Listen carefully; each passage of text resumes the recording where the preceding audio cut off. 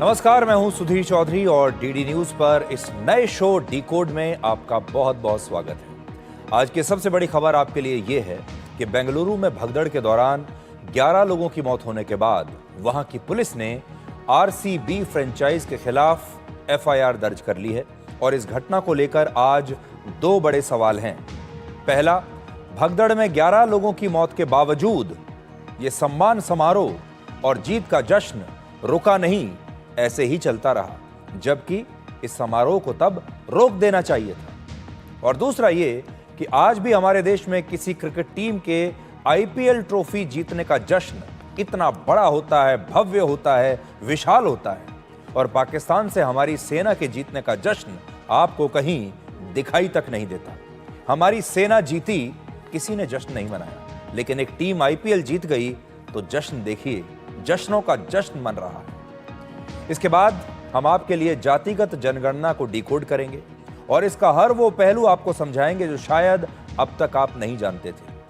क्या आप जानते हैं कि हमारे देश में आखिरी बार जातिगत जनगणना वर्ष 1931 में अंग्रेजों की सरकार ने करवाई थी और उस समय अंग्रेजों का मकसद इसके जरिए भारत के समाज को बांटना था, जिसे अंग्रेजी में कहते हैं डिवाइड एंड रूल। तो उन्होंने धर्म के नाम पर भी बांटा और उसके बाद जातियों के नाम पर भी बांटा और इस्तेमाल किया इसी जातिगत जनगणना को। और आखिर में हम राहुल गांधी के दावे का फैक्ट चेक करेंगे। आज उन्होंने सोशल मीडिया पर यह दावा किया है कि भारत में 2 व्हीलर और 4 व्हीलर यानी गाड़ियों की बिक्री कम हो रही है, इसलिए अर्थव्यवस्था पर सरकार के सारे दावे झूठ हैं। लेकिन हकीकत में राहुल गांधी के ये आंकड़े अर्ध सत्य हैं। कैसे हैं, आज आपको बताएंगे। लेकिन आज सबसे पहले हम आपको अयोध्या के राम मंदिर में स्थापित की गई राम सभा के दर्शन कराएंगे।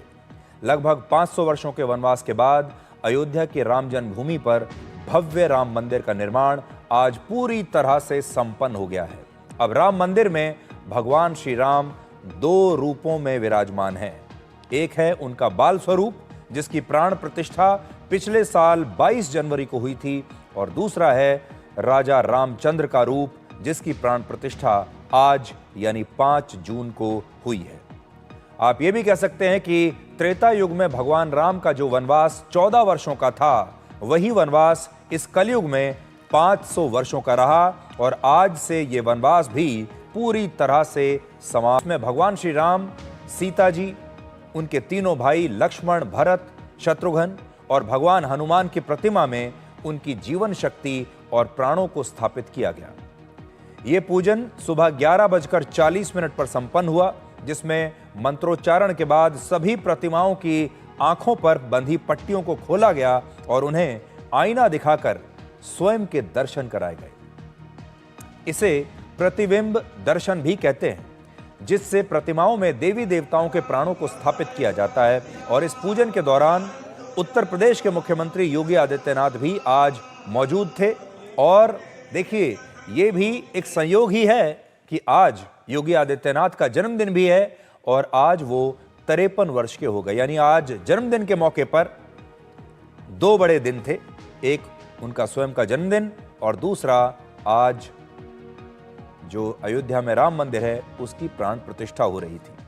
आप सबसे पहले आज घर बैठे ही राम मंदिर की इस राम सभा के दर्शन कीजिए और ये भी देखिए कि राम जन्मभूमि पर भव्य राम मंदिर अब कैसा दिखाई देता है।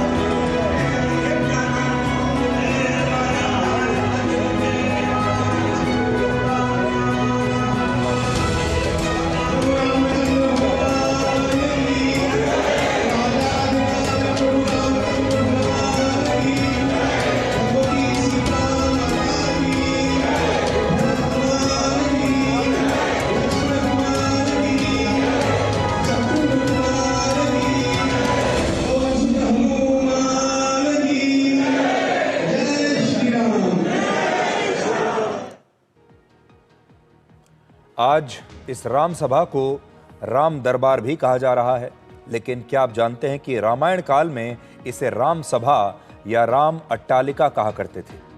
दरबार फारसी भाषा का शब्द है जो उर्दू भाषा में भी प्रयोग होता है और मुगलों के शासन में उनकी सभा के लिए दरबार शब्द का इस्तेमाल होता था।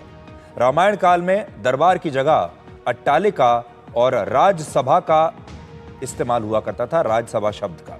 और जब भगवान राम सिंहासन पर विराजमान होते थे तो उनकी इस सभा को राम अट्टालिका या राम अट्टालिका की राजसभा या फिर कह लीजिए कि राम सभा कहा जाता था। इसलिए आज इसे राम दरबार नहीं, आपको राम सभा कहना चाहिए। राम मंदिर में स्थापित हुई राम सभा की प्रतिमाएं सफेद संगमरमर से बनाई गई हैं और अब राम मंदिर का मुख्य भवन पूरी तरह से आप सबके लिए तैयार है। मंदिर के चारों ओर बनाए गए जिस घेरे को परकोटा कहते हैं, वहां भी बाकी मंदिरों में देवी देवताओं की प्रतिमाएं आज स्थापित हो गई हैं और शिवलिंग, भगवान गणेश, भगवान हनुमान, सूर्य भगवान, मां भगवती और मां अन्नपूर्णा के विग्रहों की भी आज ही प्राण प्रतिष्ठा की गई है। 22 जनवरी 2024 को जब पहली बार भगवान श्री राम के बाल स्वरूप की प्राण प्रतिष्ठा हुई थी, तब प्रधानमंत्री मोदी समेत अलग अलग क्षेत्रों के लोगों को वहां आमंत्रित किया गया था।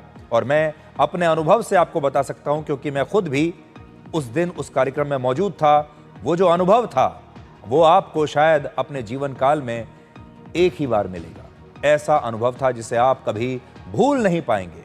उस समय जितने लोग वहां पर मौजूद थे, सबकी आंखों में आंसू थे, लोग रोने लगे थे और जो लोग वहां पर मौजूद थे, उन्होंने ये अनुभव किया जैसे भगवान श्री राम स्वयं इस मंदिर में पधार रहे हैं। तो पिछली बार प्रधानमंत्री मोदी यहां पर आए थे, लेकिन आज की जो प्राण प्रतिष्ठा है उसमें राज्य का मुख्यमंत्री होने के नाते योगी आदित्यनाथ ही मौजूद थे और यह पूरा पूजन काशी के पुरोहित और दूसरे पंडितों और आचार्यों के साथ किया गया। और इसमें उत्तर प्रदेश के मुख्यमंत्री योगी आदित्यनाथ ने यह भी कहा कि आज से अयोध्या के इतिहास में एक और स्वर्णिम अध्याय जुड़ गया है।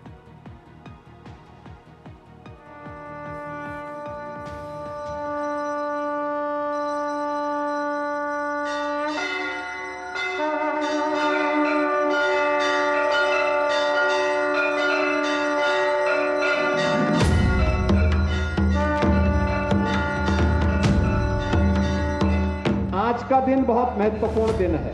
अयोध्या धाम में 22 जनवरी 2024 को प्रधानमंत्री मोदी जी के नेतृत्व में उनके कर कमलों से 500 वर्षों के एक लंबे इंतजार को समाप्त करते हुए मर्यादा पुरुषोत्तम प्रभु श्री राम लला की प्राण प्रतिष्ठा का कार्यक्रम संपन्न हुआ था।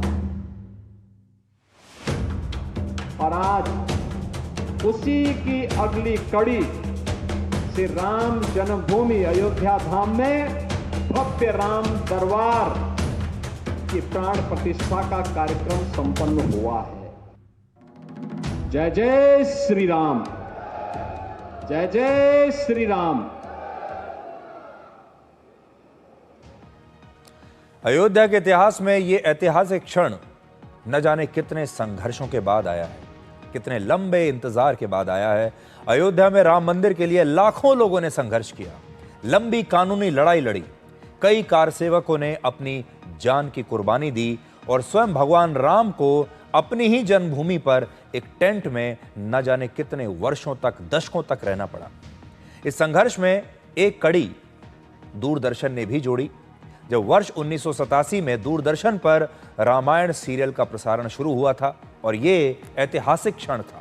उस वक्त हर हफ्ते रविवार सुबह 9:30 बजे दूरदर्शन पर इस सीरियल का प्रसारण होता था और कई गांवों में, भारत के छोटे छोटे शहरों में सामूहिक रूप से घरों में बैठकर या जहां भी टीवी हुआ करता था, सामूहिक रूप से भारत के लोग इस सीरियल को कुछ इस तरह से देखा करते थे जैसा कि आप तस्वीरें देख रहे हैं। एक ये जमाना था और ये जो रामायण सीरियल था दूरदर्शन पर, इसने पूरे भारत को एक कर दिया था, एकता के सूत्र में पिरो दिया था।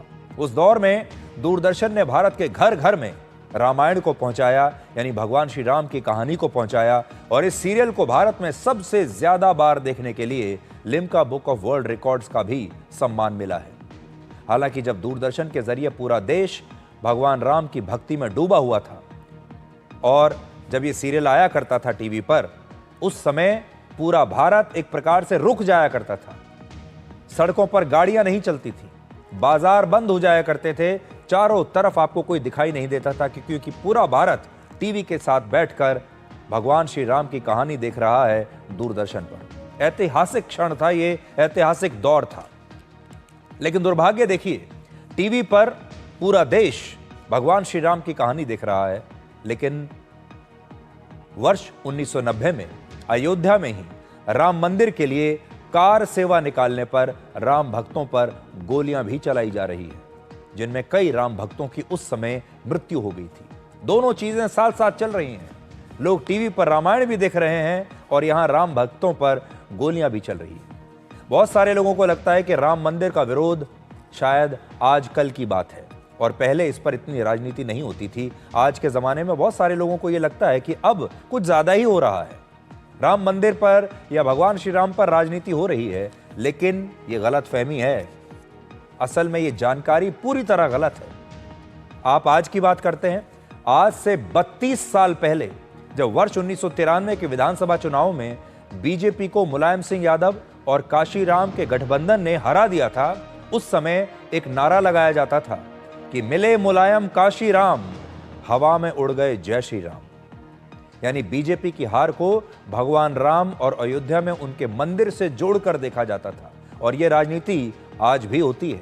आज भी कुछ विपक्षी नेता राम मंदिर को बीजेपी का मंदिर बताकर वहां प्राण प्रतिष्ठा में जाने से इनकार कर देते हैं, इस पर खूब राजनीति करते हैं।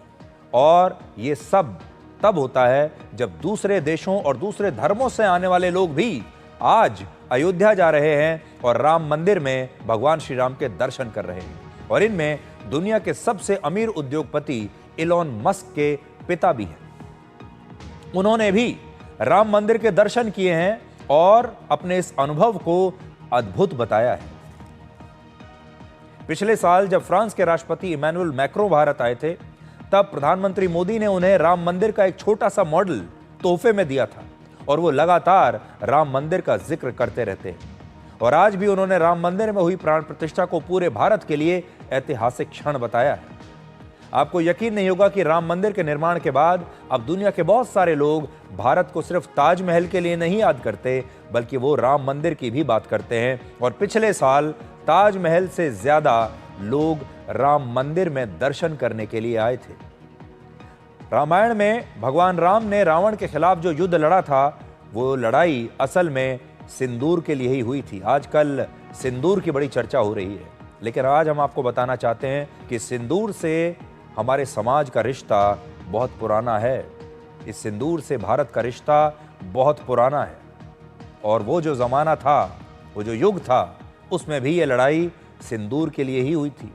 उस प्रसंग में रावण ने सीता जी का हरण करके उन्हें अपनी लंका में बंधक बना लिया था और भगवान राम ने अपने सिंदूर के लिए रावण के खिलाफ युद्ध लड़कर फिर रावण का वध किया था। और आज भी भारत उसी सिंदूर के लिए लड़ रहा है। और आपने देखा होगा कि पहलगाम में जो आतंकवादी हमला हुआ, उसका बदला हमने इसी ऑपरेशन सिंदूर से लिया है। इसलिए ये जो सिंदूर है, ऑपरेशन सिंदूर के बारे में लोग आजकल बात करते हैं। कई लोग मजाक भी उड़ाते हैं, कई लोग उसे बीजेपी के साथ जोड़कर देखते हैं, मोदी सरकार के साथ जोड़कर देखते हैं। लेकिन जरा अपनी परंपराओं को देखिए, जरा अपने इतिहास को, अपनी संस्कृति को देखिए और जरा रामचरितमानस को देखिए, भगवान श्री राम की कहानी को देखिए। वो लड़ाई भी इसी सिंदूर की रक्षा के लिए हुई थी और आज भी भारत उसी सिंदूर की रक्षा के लिए पाकिस्तान से लड़ रहा है। फर्क बस इतना आया है, भगवान श्री राम लंका गए थे रावण का वध करने के लिए और इस बार ऑपरेशन सिंदूर थोड़ा श्रीलंका से हटकर पश्चिम की तरफ चला गया और इस बार हमारी लड़ाई है पाकिस्तान में बैठे रावणों से। आज विश्व पर्यावरण दिवस है और इस मौके पर प्रधानमंत्री मोदी ने अपने आवास पर सिंदूर का एक पौधा लगाया है। और ये वही पौधा है जो उन्हें पिछले हफ्ते गुजरात के कच्छ में 1971 के भारत और पाकिस्तान युद्ध में बहादुरी दिखाने वाली महिलाओं के एक समूह ने भेंट किया था। और प्रधानमंत्री मोदी ने भी कहा था कि वो इस पौधे को अपने घर पर जरूर लगाएंगे, और आज उन्होंने ऐसा ही किया है। ये तस्वीरें देखिए।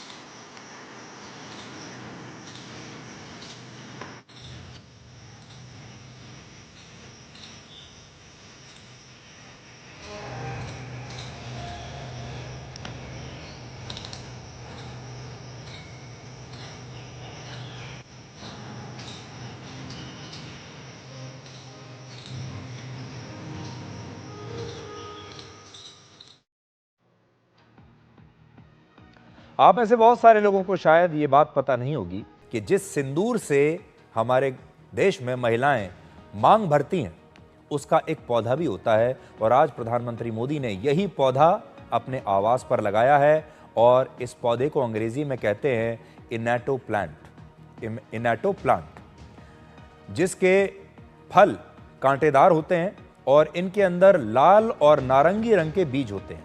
इन्हीं बीजों से प्राकृतिक सिंदूर और कई बार लिपस्टिक भी बनाई जाती है, जिसके कारण इसे उत्तर भारत में सिंदूर का पौधा या कुमकुम का पौधा भी कहा जाता है, और इसे नारी शक्ति का भी एक प्रतीक माना जाता है। इस पौधे की उम्र 8 से 10 साल के आसपास होती है, और अब ये पौधा देश के प्रधानमंत्री नरेंद्र मोदी के आवास पर लगा होगा, और इसे ऑपरेशन सिंदूर के प्रतीक के तौर पर अब हमेशा याद किया जाएगा। आज विश्व पर्यावरण दिवस है, और इस मौके पर हम आपसे एक और बात कहना चाहते हैं, और वो ये है कि पेड़ पौधे बोल नहीं सकते, लेकिन ये इंसानों के लिए बहुत कुछ करते हैं। इंसानों की तरह पेड़ पौधों में भी जीवन होता है, और इस जीवन में ये स्वयं से ज्यादा इस प्रकृति और आपके लिए जीते हैं। ये आपको छांव देते हैं, खाने के लिए फल देते हैं, सांस लेने के लिए ऑक्सीजन देते हैं। एक बड़ा पेड़ वातावरण में इतनी ऑक्सीजन छोड़ता है कि इससे 10 लोग पूरे साल आराम से सांस ले सकते हैं शुद्ध हवा में। लेकिन सोचिए, इसके बावजूद इंसान इन पेड़ पौधों के साथ क्या करते हैं। वो इन्हें कागज, अखबार, टिश्यू पेपर, घर का फर्नीचर, टायर, गिटार, पियानो या दूसरे सामान के लिए काट देते हैं। और आपने देखा होगा कि जब कोविड की दूसरी लहर आई थी, तब पेड़ों से मुफ्त में मिलने वाली इसी ऑक्सीजन के लिए लोगों ने लंबी लंबी लाइनों में लगकर ऑक्सीजन के सिलेंडर खरीदने के लिए कितने पैसे खर्च किए थे।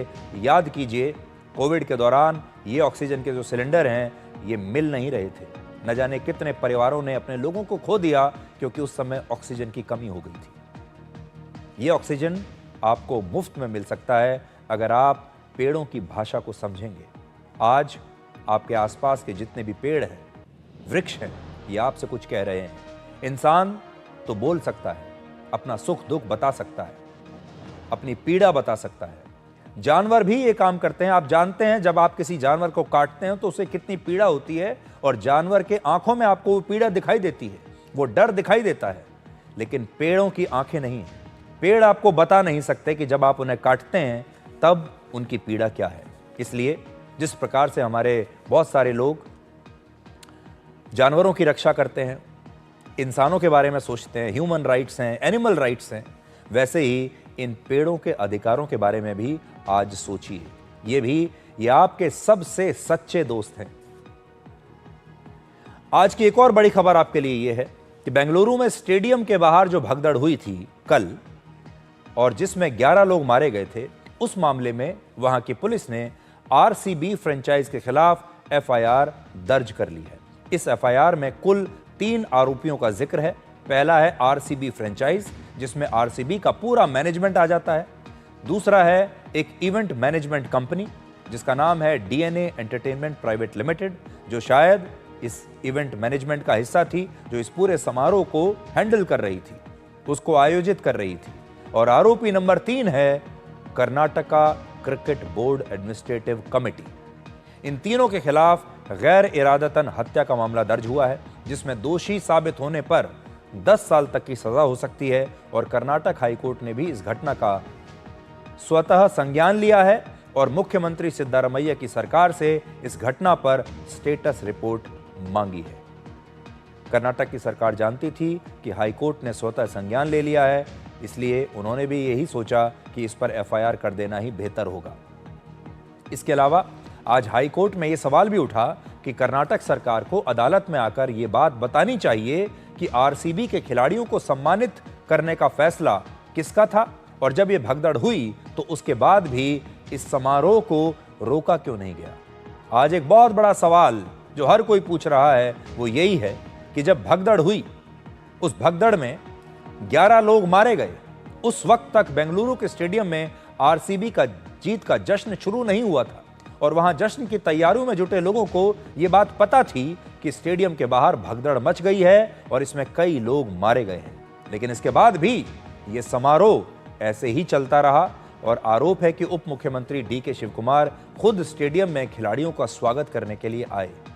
तो बड़ा सवाल आज ये है कि जब यह घटना हो रही थी तो क्या आयोजकों को यह कार्यक्रम तब रोक नहीं देना चाहिए था? रोक देना चाहिए था। सोचिए, जो लोग इस घटना के बाद भी वहां मौजूद रहे, इस कार्यक्रम में शामिल हुए, जो खिलाड़ियों को इस घटना के बाद भी करीब से देखना चाहते थे, जो वीडियो बना रहे थे, तस्वीरें खींच रहे थे, मौत के मातम के बीच भी जिन्होंने जश्न मनाया, क्या उन्हें इस घटना के लिए जिम्मेदार नहीं मानना चाहिए? इसलिए आज इन खिलाड़ियों को हम कह सकते हैं कि इन्हें भी सोचना चाहिए था कि इन्हें इस समारोह में रहना है या नहीं। हमारे देश के नेताओं को सोचना चाहिए था, कर्नाटक के नेताओं को, कि उन्हें इस दुर्घटना के बाद भी इस समारोह में दिखना है या नहीं। लेकिन जो क्रिकेट के फैंस वहां पर मौजूद थे, जो आम जनता मौजूद थी, उसने भी नहीं सोचा। पूर्व क्रिकेटर अतुल वासन और सैयद किरमानी ने भी इस घटना पर सवाल उठाए और पूछा है कि जब भगदड़ में लोग मर चुके थे तो विराट कोहली समेत आरसीबी के बाकी खिलाड़ियों ने इस कार्यक्रम में हिस्सा कैसे लिया और क्या उन्हें इसके बारे में पता नहीं था? प्लेयर्स तो चाह रहे थे कि जी फैंस ने सपोर्ट किया है, तो प्लेयर्स तो ये फैंस के लिए कर रहे थे। और मैं ये नहीं मान सकता हूं कि भाई कि देखिए, अगर मैं प्लेयर्स कहता हूं ना तो मैं सबको मिला के विराट कोहली में डालता हूं। मैं कभी नहीं मान सकता हूं कि विराट कोहली को पता हो कि बाहर लोग मर रहे हैं और वो फेलिसिटेशन अंदर चल रही है। कुछ ना कुछ कम्युनिकेशन गैप रहा होगा। पॉलिटिशियन थिक स्किन्ड होते हैं, रूथलेस होते हैं, उनको फर्क नहीं पड़ता, मैं मान सकता हूं। जो फ्रेंचाइजी है वो क्योंकि बिजनेस है उसका, कॉर्पोरेट वाले लोग हैं, उनको पैसा बनाना है, मैं मान सकता हूं। पर एक खिलाड़ी, वो भी विराट कोहली, बचपन से देखा मैंने, तो मैं नहीं मान सकता हूं कि उसको पता था। It has been a heart-wrenching. If it was properly organized, everything was in a big rush kind of a thing. You see, RCB took 17 long years to win the coveted trophy. Likewise, the authorities concerned should have taken some more time. A couple of days. Once the players have relaxed in their homes, call them over and properly organized. This is the way it should have been. तो अब देखिए, अलग अलग लोगों की अलग अलग राय है। लोग सवाल तो पूछ रहे हैं, लेकिन एक बड़ा सवाल यह है कि क्या खिलाड़ियों को इस घटना के बारे में पता था? बड़ा सवाल यह है कि क्या विराट कोहली को इस घटना के बारे में पता था? क्या विराट कोहली ये जानते थे कि जिस स्टेडियम में ये सम्मान समारोह हो रहा है, जश्न मनाया जा रहा है, उसके ठीक बाहर लोग लाशों को लेकर जा रहे हैं? उसके बाहर इस तरह की तस्वीरें हैं जो अभी आप देख रहे हैं। हम कह नहीं सकते कि विराट कोहली को पता था या नहीं पता था। अगर उन्हें नहीं पता था तब उन्हें बेनिफिट ऑफ डाउट दिया जा सकता है कि उन्हें पता ही नहीं था। लेकिन अगर विराट कोहली को पता था तो सवाल उनसे भी बनता है। अगर बाकी के खिलाड़ियों को पता था कि बाहर इस तरह की दुर्घटना हुई है तो उनमें से कम एक खिलाड़ी तो सामने आता जो ये कहता कि मेरा मन नहीं मान रहा, अब मेरा मन नहीं है इस सम्मान समारोह में रहने का, अब मैं इस जश्न को नहीं मनाना चाहता, मैं यहाँ से जाना चाहता हूँ। कम से कम एक तो कहता। लेकिन दुर्भाग्य ये है किसी ने भी नहीं कहा। लेकिन हम कोई अंतिम फैसला विराट कोहली के बारे में नहीं सुना रहे हैं। हम नहीं जान सकते इस समय कि विराट कोहली इसके बारे में जानते थे या नहीं जानते थे। आरसीबी ने भगदड़ में मारे गए लोगों के परिवारों को अब 10-10 लाख रुपए का मुआवजा देने का ऐलान किया है। आरसीबी ने कहा है कि उन्हें इस घटना का बेहद दुख है और पीड़ित परिवारों की मदद के लिए आरसीबी केयर्स नाम से एक स्पेशल फंड बनाने की घोषणा आरसीबी ने की है, जिससे इस दुर्घटना में जो लोग मारे गए उनके परिवारों की आर्थिक मदद की जाएगी। लेकिन सवाल यहां भी वही है कि जिन लोगों को पुलिस मौत का मुजरिम मान रही है, वो मुआवजा बांटकर और इस घटना पर दुख जताकर क्या खुद को अब सही साबित कर सकते हैं, कर पाएंगे? आज एक और बड़ा सवाल यह है कि इस देश में जितना भव्य जश्न किसी क्रिकेट टीम के आईपीएल ट्रॉफी जीतने या भारत के वर्ल्ड कप जीतने पर मनाया जाता है, वैसा ही जश्न पाकिस्तान के खिलाफ युद्ध जीतने पर हमारी सेना के लिए क्यों नहीं मनाया जाता? पाकिस्तान के खिलाफ युद्ध में हमारी सेना जीती, क्या उसका जश्न आपको कहीं देखने को मिला? हमारे जो लोग क्रिकेट खिलाड़ियों के सोशल मीडिया पर पोस्ट लिखते हैं, क्रिकेट खिलाड़ियों के लिए उन्हें अपना हीरो मानते हैं और उनकी जीत को अपनी जीत मानते हैं, उनकी जीत में जश्न मनाते हैं, वैसा ही हमारे देश के लोग अपनी सेना की जीत पर क्यों नहीं करते? आज आप इन तस्वीरों को देखिए और सोचिए कि क्या आपने ऐसी भीड़ तब देखी थी जब भारत की सेनाओं ने इस बार पाकिस्तान को युद्ध में हराया था? क्या यह भीड़ आपको तब देखने को मिली थी? आप पाकिस्तान की तस्वीरों को हम आपको दिखाएंगे, लेकिन पहले जरा ये तस्वीरें देख लीजिए, अपना मन भर लीजिए। ये सारी तस्वीरें जो आप देख रहे हैं, ये क्रिकेट के फैंस की हैं। जून 2024 में जब भारत ने वर्ल्ड कप जीता था, तब देखिए कितने लोग सड़कों पर निकल कर आए थे, जश्न मना रहे थे। यह है वर्ल्ड कप का जश्न, क्योंकि भारत वर्ल्ड चैंपियन बना था क्रिकेट में। अगर कल की तस्वीर आपको दोबारा से मैं दिखाऊं, तो जब आरसीबी ने कल बेंगलुरु में अपना जश्न मनाया 4 जून 2025, ये तस्वीर देखिए। ये आरसीबी के आईपीएल जीतने की खुशी में कितने लोग बाहर निकल कर आए हैं, ये उसके जश्न की तस्वीर है।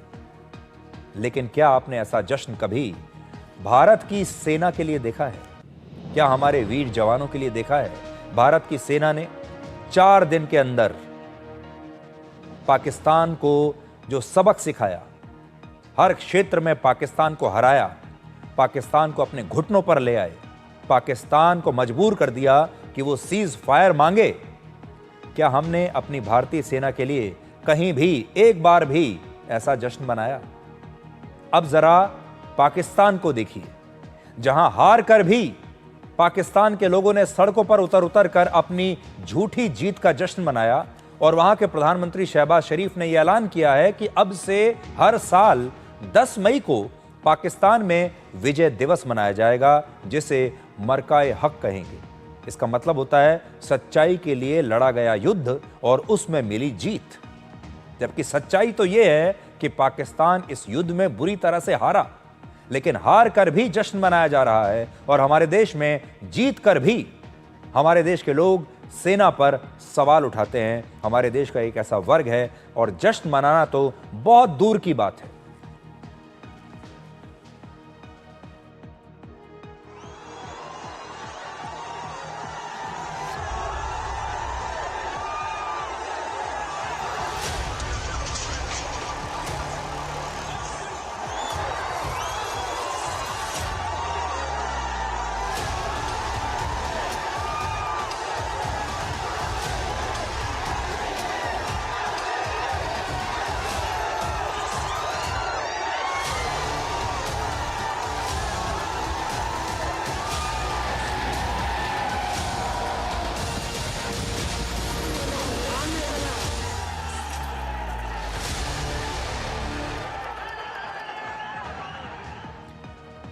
आज मैं आपसे बस इतना कहना चाहूँगा कि हमारे देश में क्रिकेट का जुनून है, लेकिन ऐसा ही जुनून हमारे देश में देशभक्ति का कब आएगा?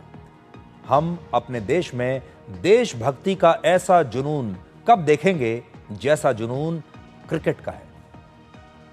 और अब हम जातिगत जनगणना को आपके लिए डिकोड करेंगे और आपको बताएंगे कि भारत में इस जनगणना से क्या क्या बदल सकता है। आपने देखा होगा चारों तरफ आजकल जातिगत जनगणना की चर्चा हो रही है। तो ऐसा क्या होने वाला है नया हमारे देश में कि आपको आज इसके बारे में जानना चाहिए। सरकार ने अपने नए आदेश में कहा है कि भारत की अगली जनगणना वर्ष 2026 से शुरू होगी, यानी अगले साल से, और ये कुल 2 चरणों में होगी। इनमें पहले चरण में 1 अक्टूबर 2026 से हिमाचल प्रदेश, उत्तराखंड, जम्मू कश्मीर और लद्दाख में जातिगत जनगणना होगी और दूसरे चरण में 1 मार्च 2027 से देश के बाकी राज्यों में जनगणना का काम शुरू होगा।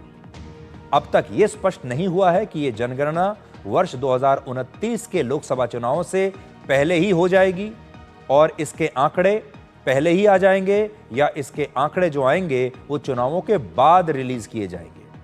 ये जानकारी इसलिए बड़ी महत्वपूर्ण है क्योंकि नई जनगणना के आधार पर 2 चीजें तय होनी हैं। पहला, इस देश में महिला आरक्षण, जिसके तहत महिलाओं को लोकसभा और विधानसभाओं में 1/3 यानी 33% आरक्षण मिलना है। और दूसरा, परिसीमन, जिसका मतलब होता है मौजूदा लोकसभा क्षेत्रों की सीमाओं को फिर से निर्धारित करना और देखना कि देश में कहां-कहां कितनी लोकसभा सीटें बढ़ानी है और कितनी घटानी है। और वो जनसंख्या के बारे में जब हमें पता चलेगा तो जनसंख्या के हिसाब से ये परिसीमन किया जाएगा।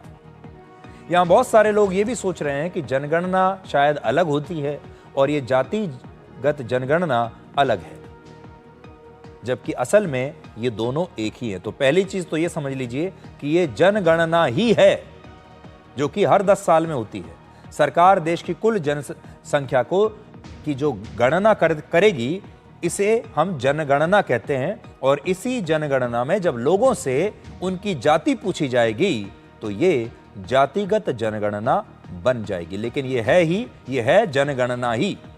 भारत में आखिरी जनगणना 14 साल पहले वर्ष 2011 में हुई थी और आज मैं उस जनगणना का एक फॉर्म अपने साथ लेकर आया हूं।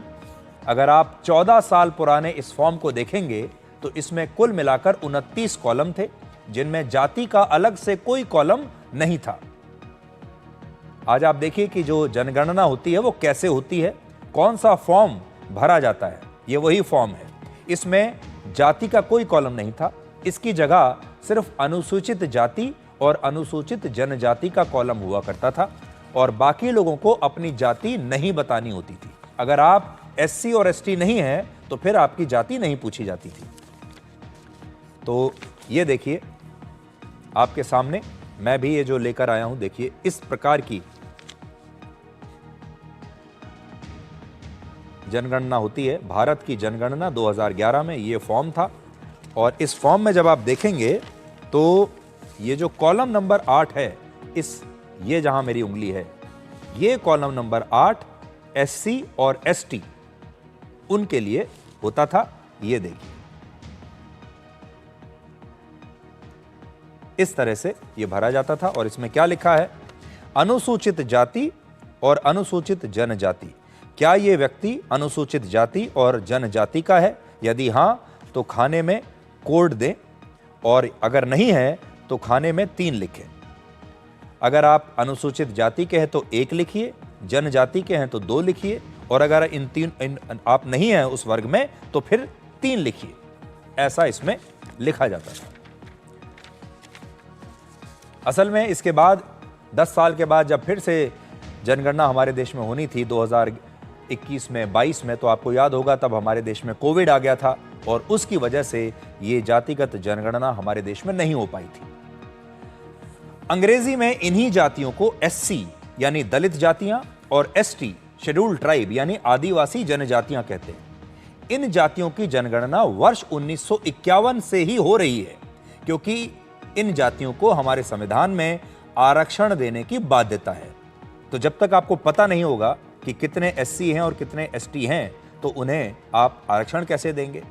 और वो पूरा डेटा आपको जनसंख्या जब आप गिनते हैं अपनी, उस समय आपको बनाना होता है। सरल शब्दों में कहें तो संविधान से इन पिछड़ी जातियों को आरक्षण मिला है, इसीलिए जनगणना के सर्वे में केवल इन्हीं जातियों की गणना हुई क्योंकि इन्हें आगे चलकर हमें आरक्षण देना है। लेकिन अब यह व्यवस्था बदल जाएगी।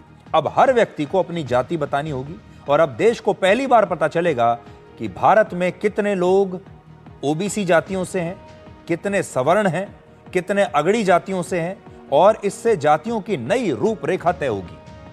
35 साल पहले वर्ष 1990 में ओबीसी जातियों को नौकरियों और शिक्षा में आरक्षण मिलना तो शुरू हुआ, लेकिन अब तक ओबीसी जातियों की सही जनसंख्या सरकारों को पता ही नहीं है। अभी सिर्फ अनुमान लगाया जाता है कि भारत में ओबीसी की आबादी शायद सबसे ज्यादा है, 50% के आसपास, लेकिन इसके आधिकारिक आंकड़े कहीं उपलब्ध नहीं है। कोई नहीं जानता कि हमारे देश में ओबीसी कितने हैं। हालांकि इस बार की जनगणना से भारत में पहली बार सभी जातियों का एक ब्रेकअप आप सबके सामने आ जाएगा। आपको पता चल जाएगा कि हमारे देश में कितनी पिछड़ी जातियों के लोग हैं, कितने ओबीसी हैं, कितने अगड़ी जातियों के लोग हैं। उसमें से भी जो भी ब्रेकअप है वो सब आपके सामने होगा। आज बहुत सारे लोग ये भी जानना चाहते हैं कि जातिगत जनगणना के आंकड़ों से देश में क्या बदल जाएगा।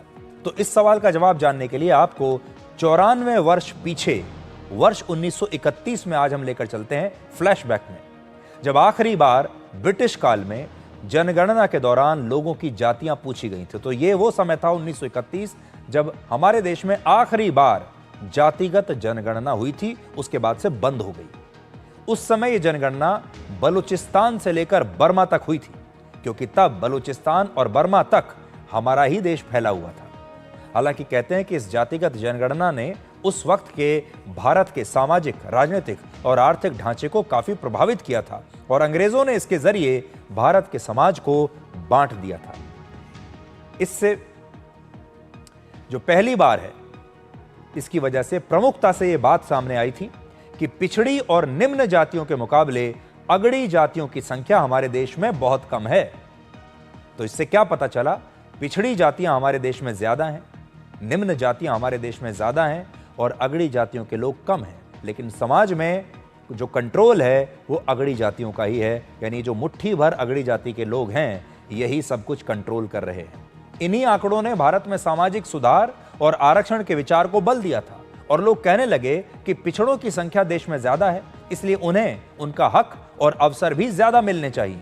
इससे भारत के समाज में जो जातिगत भेदभाव होता था उसने एक राजनीति का रूप ले लिया। अंग्रेज चाहते तो वो इस जातिगत जनगणना के आधार पर भारत के पिछड़े समाज का उत्थान कर सकते थे, क्योंकि मकसद तो यही होना चाहिए था। लेकिन अंग्रेजों ने ऐसा किया नहीं। उन्होंने भारत के समाज को इन आंकड़ों के जरिए और बांट दिया। पिछड़ी जाति के हिंदुओं में यह भावना पैदा कर दी कि उनका शोषण अंग्रेजों से भी ज्यादा अगड़ी और सवर्ण जाति के लोग कर रहे हैं, जबकि उनकी जनसंख्या पिछड़ी जातियों के मुकाबले बहुत कम है।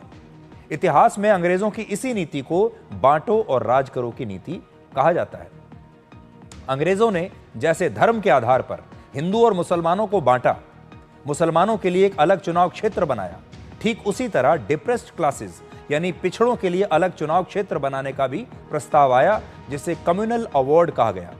इसके तहत दलित नागरिक अपने निर्वाचन क्षेत्र में दलित नेता को ही वोट देकर उसे अपना प्रतिनिधि चुन सकते थे। यह बात उस समय महात्मा गांधी और कांग्रेस के नेताओं को अच्छी नहीं लगी और उन्होंने इसका विरोध किया था। कांग्रेस ने तो जातिगत जनगणना का ही बहिष्कार करने के लिए आंदोलन चलाए और 11 जनवरी 1931 को एक विरोध प्रदर्शन हुआ जिसका नाम था सेंसस बॉयकॉट संडे। इस बात का जिक्र वर्ष 1931 की जनगणना की रिपोर्ट में भी है और इसका नाम है सेंसस ऑफ इंडिया 1931। उस वक्त महात्मा गांधी और कांग्रेस का मानना था कि अगर दलित वर्ग सिर्फ अपने वर्ग के लोगों को ही वोट देते रहेंगे तो वो अपने प्रतिनिधि को चुनेंगे और इससे भारत का हिंदू समाज और भी ज्यादा बढ़ जाएगा, जबकि डॉक्टर भीमराव अंबेडकर इसका समर्थन कर रहे थे। तो ये एक ऐसा समय था जब महात्मा गांधी और भीमराव अंबेडकर आमने सामने थे, उनकी राय अलग थी। डॉक्टर अंबेडकर का कहना था कि जातिगत जनगणना में पिछड़ों की कमजोर स्थिति साफ दिखती है, इसलिए उन्हें अलग निर्वाचन क्षेत्र और निर्वाचक मंडल की व्यवस्था मिलनी ही चाहिए। लेकिन बाद में इस पर विवाद हुआ और महात्मा गांधी के विरोध की वजह से यह तय हुआ कि दलितों के लिए अलग से चुनाव क्षेत्र नहीं बनाए जाएंगे, बल्कि उनके लिए कुछ सीटें आरक्षित कर दी जाएंगी। यह वही समय था जहां से पिछड़ों के लिए आरक्षण का भी विचार आया और दलितों के लिए कुछ चुनाव क्षेत्रों को आरक्षित करने की व्यवस्था आ गई, जो आज भी है। संक्षेप में कहें तो 1931 की जातिगत जनगणना वो टर्निंग पॉइंट था जिससे भारत में पिछड़ों के लिए आरक्षण और चुनावों में पिछड़ों के लिए आरक्षित सीटों की व्यवस्था को बल मिला और धीरे धीरे ये व्यवस्था भारत में अपनी जड़ें जमाती चली गई। अंग्रेजों ने जिस तरह जातिगत जनगणना की मदद से भारत के समाज को बांटा, उसने कांग्रेस और उस वक्त के नेताओं को इतना डरा दिया कि आजादी के बाद यह फैसला लिया गया कि सरकार अब जातिगत जनगणना नहीं कराएगी और जनगणना में लोगों की जातियां नहीं पूछी जाएंगी। यह सिलसिला कुछ साल तक चला और बाद में भारत में मंडल आयोग की रिपोर्ट और ओबीसी के आरक्षण को लेकर 1970 और 80 के दशक में जो नई राजनीति शुरू हुई, उसने भारत में आरक्षण और जातियों की राजनीति को और मजबूत कर दिया। और यह वही दौर था जब काशीराम की बहुजन समाज पार्टी बनी, मुलायम सिंह यादव की समाजवादी पार्टी बनी, लालू यादव की राष्ट्रीय लोकदल जैसी पार्टियां अस्तित्व में आई, बाद में आरजेडी बनी और इन्हीं पार्टियों पर एक विशेष जाति और वर्ग के वोटों की जाति करने के आरोप भी आगे लगे, क्योंकि ये एक विशेष जाति की राजनीति करते हैं। आज भी जब जातिगत जनगणना कराने की खबर आई तब बहुत सारे नेता और पार्टियां इसकी सही जरूरत को समझ नहीं पा रहे हैं। जातिगत जनगणना का दो तरह से इस्तेमाल हो सकता है। पहला, भारत में जातियों के आधार पर उनकी आर्थिक और सामाजिक स्थिति को सुधारते हुए देखते हुए उनके हिसाब से योजनाएं बनाई जा सकती हैं।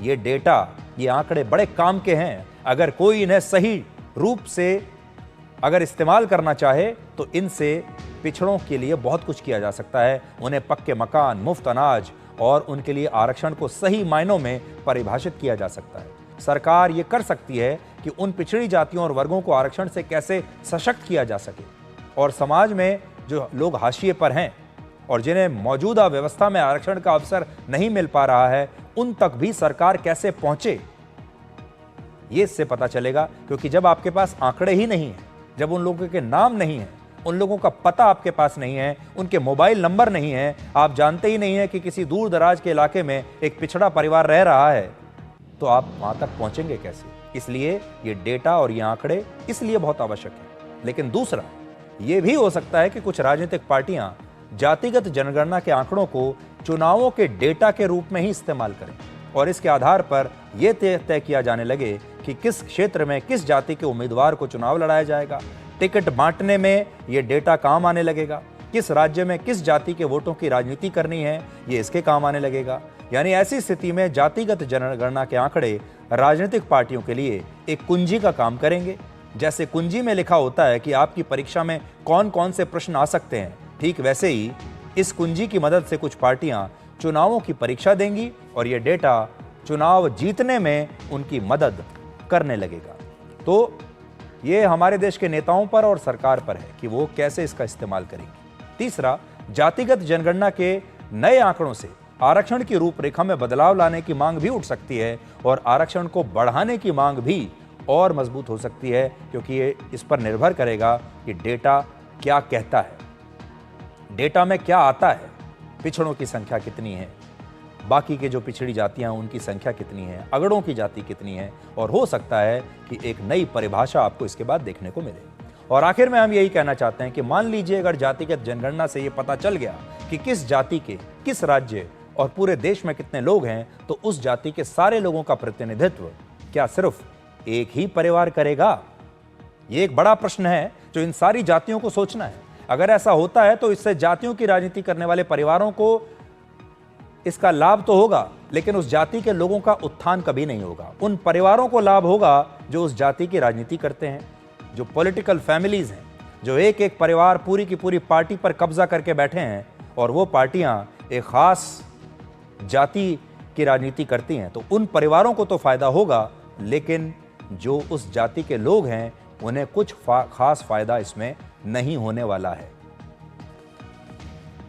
तो ये भी अब देखना होगा कि क्या आप चाहते हैं कि हमारे देश में जो एक परिवार है, जो एक जाति के नाम पर राजनीति करता है, वो शक्तिशाली परिवार, क्या वही आगे राजनीति करता रहेगा या उस जाति में से और लोग भी निकल कर आएंगे जो साधारण परिवारों से आते हैं, जो उस जाति की राजनीति कर सकें? अब हम विपक्ष के नेता राहुल गांधी के एक दावे का फैक्ट चेक आपके लिए करेंगे। राहुल गांधी ने सोशल मीडिया पर आज एक पोस्ट लिखा जिसमें दावा किया है कि पिछले एक साल में 2 व्हीलर की बिक्री 17% और 4 व्हीलर यानी गाड़ियों की बिक्री 8.6% घट गई है।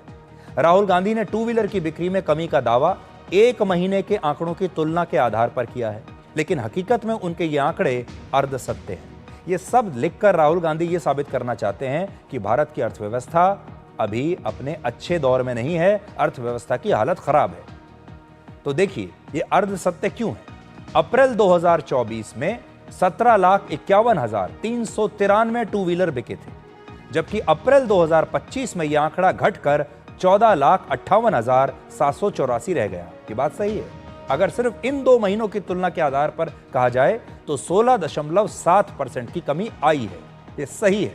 लेकिन अगर पूरे साल की बात करें तो हम देखेंगे कि 2 व्हीलर की बिक्री में 9% की वृद्धि हुई है। वित्त वर्ष 2024 में 1,79,74,365 टू व्हीलर बिके, जबकि वित्त वर्ष 2025 में यह आंकड़ा बढ़कर 1,96,07,332 हो गया। इससे साफ है कि पूरे साल में अगर 2 व्हीलर के आंकड़ों की बात करें तो उनकी बिक्री कम होने की बजाय बढ़ रही है। अब अगर कारों की बिक्री की बात करें तो राहुल गांधी ने कार की बिक्री में कमी का दावा किया, लेकिन यहां भी उन्होंने सिर्फ एक महीने के आंकड़ों के आधार पर ही पूरे साल का दावा कर दिया। मार्च 2025 में 3,81,358 गाड़ियां बिकी, लेकिन इसके अगले महीने यह आंकड़ा घटकर 3,48,847 रह गया। यानी मार्च के मुकाबले अप्रैल में गाड़ियों की बिक्री में 8.5% की कमी आई। हालांकि यहां भी अगर हम पूरे साल की बात करें तो कारों की बिक्री बढ़ी है। वित्त वर्ष 2024 में 42,18,750 गाड़ियां बिकी और उसके अगले वर्ष में 43,01,848 गाड़ियां बिकी। यानी कारों की बिक्री में लगभग 2% की वृद्धि ही हुई है। अर्थव्यवस्था की दिशा को सिर्फ एक महीने के आंकड़ों की तुलना से नहीं बताया जा सकता। हर महीने उतार चढ़ाव आते रहते हैं। आप तो जानते हैं, अगर अर्थव्यवस्था के किसी सेक्टर की दिशा को समझना है ठीक से कम 1 साल के आंकड़ों को देखना जरूरी है। लेकिन लगता है कि राहुल गांधी अपनी सहूलियत के हिसाब से आंकड़े शेयर करके जनता को गुमराह करना चाहते हैं। आपको याद होगा वर्ष 2022 में राहुल गांधी ने अपनी भारत जोड़ो यात्रा के दौरान आरबीआई के पूर्व गवर्नर रघुराम राजन का एक टीवी इंटरव्यू किया था और इस इंटरव्यू में रघुराम राजन ने कहा था कि अगले वित्त वर्ष 2023 और 24 में भारत अगर 5% आर्थिक विकास दर को हासिल कर लेता है तो वो बहुत भाग्यशाली कहलाएगा। यानी 5% जीडीपी ग्रोथ रेट भी भारत कर नहीं पाएगा, जबकि हुआ इसके बिल्कुल उल्टा। 2023 और 24 में भारत की जीडीपी ग्रोथ रेट 9.2% रही। मतलब उनके भी हिसाब से भारत भाग्यशाली नहीं, सुपर भाग्यशाली है। लेकिन क्या आज ये नेता और रघुराम राजन जैसे अर्थशास्त्री इस सच को स्वीकार करेंगे? दरअसल ये लोग भारत की अर्थव्यवस्था को ना तो समझ पा रहे हैं, ना पढ़ पा रहे हैं और ना ही आंकड़ों की सच्चाई को समझना भी चाह रहे हैं। ऐसा लगता है कि ये भगवान से सिर्फ प्रार्थना कर रहे हैं कि किसी तरह भारत की अर्थव्यवस्था गिर जाए ताकि इनकी बात सही साबित हो जाए और ये राजनीति कर सकें और ये कह सकें कि देखा, मैंने तो पिछले साल ही कह दिया था कि भारत की अर्थव्यवस्था गिरेगी। बस ये इनके मन की मंशा इतनी है। राहुल गांधी को सकारात्मक राजनीति करनी चाहिए। आज ये सुझाव है हमारा। राहुल गांधी को असल में ये बताना चाहिए कि अगर वो सरकार में आ गए, उनकी सरकार बन गई, तो भारत की जीडीपी कितनी हो जाएगी, भारत की जीडीपी विकास दर वो कहां तक ले जाएंगे और वो अपने लक्ष्य को हासिल करने के लिए क्या करेंगे, उनका रोड मैप क्या है, क्या नया करने वाले हैं, उन्हें यह बताना चाहिए। अब तक मोदी सरकार ने भारत की अर्थव्यवस्था को लेकर इसी तरह के दावे किए हैं, इसी तरह का रोड मैप हर बार प्रधानमंत्री ने बताया कि उनका लक्ष्य क्या है। आप जानते हैं, उन्होंने कहा था कि मेरा लक्ष्य है $5 ट्रिलियन की इकोनॉमी बनाना। उन्होंने ये भी कहा था कि मेरा लक्ष्य है कि मैं भारत को तीसरी सबसे बड़ी अर्थव्यवस्था बनाऊंगा। और अभी तक उन्होंने जितने भी दावे किए हैं, उसका जो रोड मैप और जो लक्ष्य उन्होंने निर्धारित किए हैं, सबको उन्होंने समय पर पूरा किया है। और आप जानते हैं, अभी हमने जापान को भी पीछे छोड़ा है अर्थव्यवस्था के मामले में। तो भारत के नेताओं को अब थोड़ी पॉजिटिव राजनीति करनी चाहिए। लोग राहुल गांधी से सकारात्मक राजनीति की उम्मीद करते हैं। बजाय इसके कि वो दूसरे के काम में खामियां निकालते रहें। उन्हें बताना चाहिए कि वो क्या करेंगे, उनका रोड मैप क्या है, उनका फॉर्मूला क्या है, ये उन्हें बताना चाहिए और फिर लोगों पर छोड़ देना चाहिए। अगर उन्हें लगता है कि राहुल गांधी का फॉर्मूला अच्छा है तो उन्हें जरूर मौका मिलेगा एक न एक दिन। अब आप ये देखिए कि राहुल गांधी की तरह पाकिस्तान में भी एक युवा नेता हैं जिनका नाम है बिलावल भुट्टो। बिलावल भुट्टो को यूनाइटेड नेशंस में एक प्रेस कॉन्फ्रेंस के दौरान वहीं पर एक पत्रकार ने एक्सपोज कर दिया। बिलावल भुट्टो भारत के अल्पसंख्यकों पर, या आप ये भी कह सकते हैं मुसलमानों पर, दुष्प्रचार कर रहे थे। लेकिन तभी अमेरिका के एक पत्रकार ने ऑपरेशन सिंदूर के दौरान कर्नल सोफिया कुरैशी का हवाला देते हुए उनके झूठ को दुनिया के सामने बेनकाब कर दिया। साफ साफ उनसे सवाल पूछ लिया कि देखिए, ऑपरेशन सिंदूर के दौरान तो भारत की एक मुस्लिम महिला जो कि भारत की सेना में काम करती है, भारत की सेना में अधिकारी है, वो खुद दुनिया के सामने प्रेस ब्रीफिंग कर रही थी, तो आप ये कैसे कह सकते हैं कि भारत में मुसलमानों को दबाया जा सकता है? सीधा सवाल था बिलावल भुट्टो से। Let me start with a statement you made today, saying that the recent terrorist attack in Kashmir is being used as a political tool to demonize Muslims in India.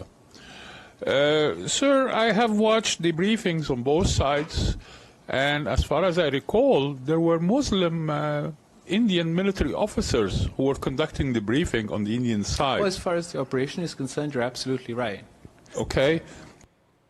तो कहना पड़ा बिलावल भुट्टो की कि जहां तक ये ऑपरेशन सिंदूर की बात है, वो पत्रकार बिल्कुल सही कह रहा है। इस प्रेस कॉन्फ्रेंस का एक और अंश है जिसमें बिलावल भुट्टो के पास कहने के लिए कुछ था नहीं और वो सिर्फ अल्पसंख्यक वाला कार्ड खेलते रहे और फिर उसी में बुरी तरह से फंस भी गए। Terrorism in general is used by India to demonize Muslims within their territory. This, I'm not specifically limiting it to this attack, but the Indian political environment is such that the word terrorist is used as a wolf whistle to either whip up sentiment against Muslim minorities within the Indian main. जिन कट्टरपंथियों के लिए Bilawal Bhutto suit boot में लच्छेदार अंग्रेजी में ये भाषण दे रहे हैं, उन्हीं कट्टरपंथियों ने उनकी अपनी मां और पाकिस्तान के पूर्व प्रधानमंत्री बेनजीर भुट्टो की हत्या कर दी थी। इसी पाकिस्तान की सेना ने उनके नाना जुल्फिकार अली भुट्टो को 4 अप्रैल 1979 को फांसी पर चढ़ा दिया था। लेकिन सोचिए, आज यही बिलावल भुट्टो अपनी मां के हत्यारों के लिए बैटिंग कर रहे हैं, अपने नाना के लिए जिन्हें पाकिस्तान की सेना ने फांसी पर लटका दिया, आज उनकी पैरवी कर रहे हैं अंतर्राष्ट्रीय स्तर पर। और फिर भी उन्हें अपने देश का ये चरित्र समझ नहीं आ रहा है। अब एक छोटा सा हम ब्रेक ले रहे हैं और ब्रेक के बाद जल्दी से लौटते हैं।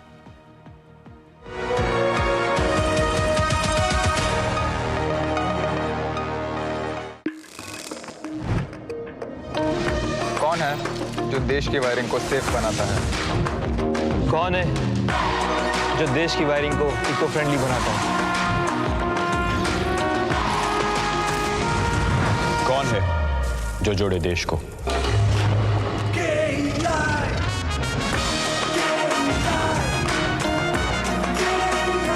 विकसित भारत का विकसित wire. Where the software engineer with a big idea meets the smart market analyst, meets the cool UI UX designer, meets the gifted content writer, meets the talented photographer to create the big dream.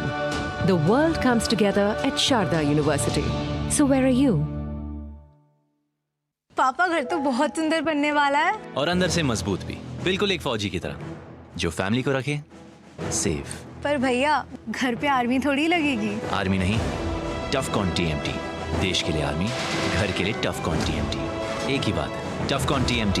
अब India बनेगा extra tough. इस देश की हर माँ, बच्चे, बूढ़े, जवान, खिलाड़ी, डॉक्टर, इंजीनियर, सबको गाय भैंस की दूध की शक्ति पर भरोसा है, पर जब इन पशुओं को कपिला पशु आहार मिलेगा तभी तो दूध सिर्फ ज्यादा ही नहीं, शक्ति से भरपूर भी होगा। कपिला पशु आहार, देश का नंबर 1 पशु आहार। Become a proud Prestigian. Pursue BBA and MBA at PIMR Indore. Get 100% placement support. Industry-focused curriculum. Shaping leaders since 1994. Join PIMR Indore. This is no ordinary sky. This is where legends are born. Clear to space transition. Roger. Engaging heat.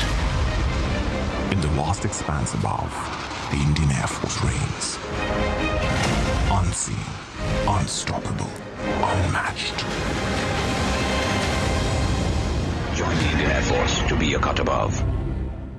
Start successful legal career with Prestige, offering LLB and LLM with expert faculty and practical exposure, shaping leaders since 1994. Join PIMR Indore. कौन है जो जोड़े देश को? विकसित भारत का विकसित wire.